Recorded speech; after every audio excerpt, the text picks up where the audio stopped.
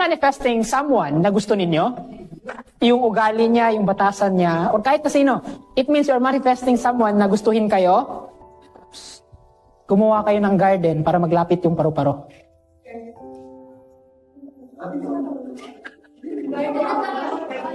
Tingnan nyo ha, anong ginagawa namin nung bata kami? Para makahuli kami ng paru-paro, kuha kami ng net, lagyan namin ng stick, ginaganon.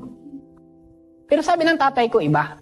Sabi niya, kung gusto mong hulihin yung paru-paro, huwag mo siyang hulihin na hahabol-habulin mo siya.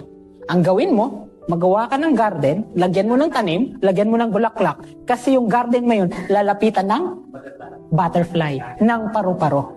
So ganun din kayo. If you're manifesting something, someone, please, create something first so that they are what? Lalapit sila para sa inyo. Instead na habol kayo ng habol, iiwan din kayo. Pero kung gumawa kayo ng garden na maraming bulaklak, sila yung lalapit sa inyo. Yes, sir. So ano yung garden? You need to what? Invest on yourself. You need to develop yourself. Kasi lahat ng minamifest ninyo, walang iba, kundi what? You need to develop first yourself bago nyo ito makuha. Ang lahat tayo may garden. Everyday dinidiligan ninyo. Am I correct? O anong dilig yan? Tubig! Ikaw. But what I'm saying, lahat tayo may garden. But the problem is, sa garden na yun, paminsan, nagdidilig tayo kahit may halaman at may damo.